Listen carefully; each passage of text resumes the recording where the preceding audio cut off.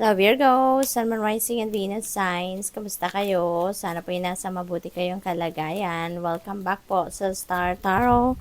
Kung bago kayo rito, welcome din kayo. Thank you sa inyong support. I truly appreciate it. God bless you all. Virgo. By the way, Virgo, maraming salamat po sa mga nagbibigay po. Patuloy na nagbibigay ng donasyon sa ating channel. Thank you very much for sending super thanks. Maraming thank you po for sharing your generosity with me. No, God bless you more. Thank you po. First message po ninyo for today's surprise. Ayan, so siguro maganda to kasi merong magandang surprise ang paparating. Parang bawi ito sa inyo, ano, kasi dati siguro meron kayong mga disappointments, may mga frustrations, no? Kaya parang na low vibe kayo. Ngayon, no, babawi, magiging high vibe kayo ngayon kasi merong mga pleasant surprise na paparating sa inyo rito, no? At muli, magiging masaya kayo, magiging high vibe uli kayo. So, that's really beautiful. May mga imbitasyon din dito na paparating. Maaaring ito yung imbitasyon para sa mga okasyon ng kung sino man, ano, social gatherings, mga ganon. May imbitahan kayo sa ngayon. And this is also an invitation, no, na maghahati din sa inyo ng ekstrang kilig, ekstrang saya. Kasi lalo-lalo na kung single kayo at naghahanap kayo ng bagong pag-ibig, baka dito rin ninyo sa invitation na to or sa okasyon na to mamimit, no, yung taong yon. We have communication. A reunion could bring love or a rekindling of friendships. A lucky win seems likely. Wow! Virgo, napakaswerte ninyo sa ngayon. Meron kayong mapapanalunan sa ngayon, ano? Siguro kung tumataya kayo sa mga game of chance, baka makapanalo kayo sa ngayon. Maari din na yung invitation na to, no? Virgo, baka yan ay isang reunion at baka doon kayo, baka doon ninyo makikilala talaga. No, yung inyong eternal love, yung inyong soulmate, ang inyong twin flame, no, yung future ninyo maging jowa kung single pa kayo. Or baka dito din sa okasyon na to ninyo makikilala or makakasama, should I say, makakasama yung mga dati ninyong kaibigan, ano, mga kaibigan na, alam mo, nagkaroon kayo ng disconnect, no, at maaring ngayon magkikita-kita kayong muli. We have friendship. A friend needs your help. Your kindness and excellent counseling skills will put them back on track. Ayan, so siguro, no, makikita-kita talaga kayo ng mga kaibigan ninyo. At ito, meron kayong isang kaibigan na maaaring mangangailangan ng inyong tulong, mangangailangan ng inyong advice, mangangailangan ng inyong opinion, yung mga ganon, ano. So siguro, yan ang magiging daan, ano, yung reunion na yan could be the way para makausap kayo ng kaibigan ninyong ito. Reinvent yourself. Ayan, so napakaganda at transformation is taking place. Enjoy a new lease of life. Ayan, so merong personal transformation na magaganap dito for some of you, Virgo. No, this is a change sa sarili ninyo magsisimula, no? Maybe you are going to empower yourself, you're going to do something para ma-empower ninyo ang inyong sarili, personal development, skills development, maaring mga ganon ang pagkakaabalahan din ninyo sa ngayon, no? You're going to do something to siguro to enhance or to ang tawag dito, to hone pa, no, your talents, skills, and gifts sa ngayon. What else? Hala? Very chatty ang mga mensahe para sa inyo. Kakaloka. Okay, so, Queen of Swords. Ayan, Queen of Swords. Very stern ang dating ni Queen of Swords sa ngayon. Sabi dito, don't you dare lower your voice for anyone, diba?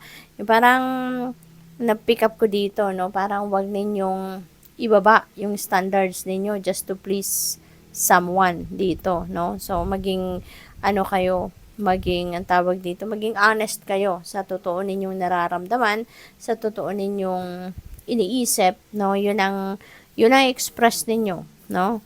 What else? We have Queen of Cups. Ayan, so dalawang queen na ito, Virgo. Siguro meron ditong mga emotional matured women or siguro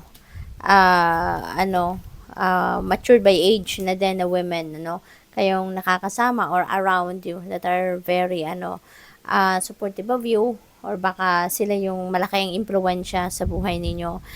Sabi dito sa Queen of Cups, honoring your emotions is one of the highest forms of self-care. That's very true. Kaya, wag ninyong isuppress kung ano ang inyong nararamdaman, Virgo. Okay?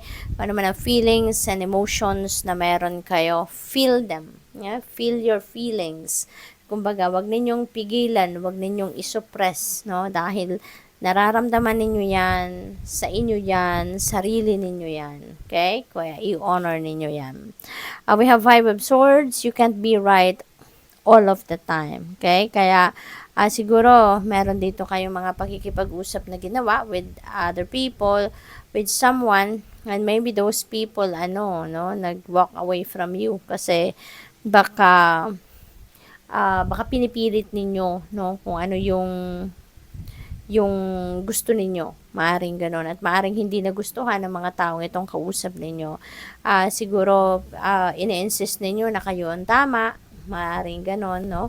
At yung dalawang kausap ninyo dito, no, lumayo, umalis kasi baka hindi nila nagustuhan ang approach ninyo sa conversation ninyo sa ngayon.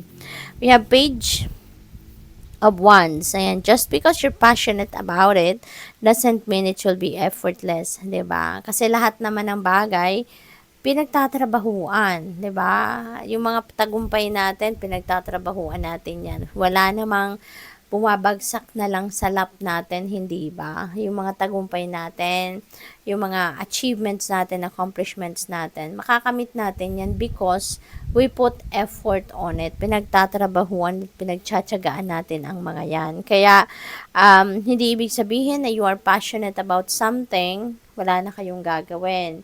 Wala na kayong effort na i-exert dyan. Hindi. Kailangan nating magtrabaho, kailangan nating pagsikapan ang mga bagay-bagay. Temperance, let go of self-imposed limitations. Ayan. Kasi, hindi tayo magpo-progress, Virgo. No? If we are going to limit ourselves. Okay? Parang nagsiself-sabotage tayo kapag gano'n, no? Na nililimitahan natin ang ating sarili. 'Di ba? Hindi natin may enjoy ang lahat, no, if we are going to limit ourselves. Alam naman natin na we are all equipped, 'di ba? Lahat tayo equipped para maging successful tayo. We are all given talents, skills, and gifts, 'di ba? At 'yun ang magagamit natin para tayo mag-succeed sa buhay. So if we are going to limit ourselves, hanggang saan lang tayo makakarating, 'di ba? Sayang naman ng mga biyaya, no, na binigay sa atin ng Panginoon kung hindi natin ito i-maximize. We have Ace of Cups. Napakaganda kasi si Ace of Cups, this is a new beginning energy, at si Ace of Cups merong hatid ito sa atin na blessings, no, biyaya, iba't ibang klaseng biyaya, at maraming paparating na blessings na ikakakilig natin, ikakasaya natin. Ito yung magdudulot sa atin ng iba yung saya, or maghahatid sa atin ng iba yung saya. So, let's be thankful kung ano man ang dadating, no? Kahit hindi pa yan dumadating, ay pagpapasalamat na natin yan para ma-attract na natin yan agad-agad din paparating, 'di ba? At saka wag tayong makakalimot, no? Na kung ano ang meron na tayo, lagi din tayong magpapasalamat sa kung ano ang meron na tayo, and whatever it is that is yet to come. So, good luck. Thank you for watching. Love and light. Namaste.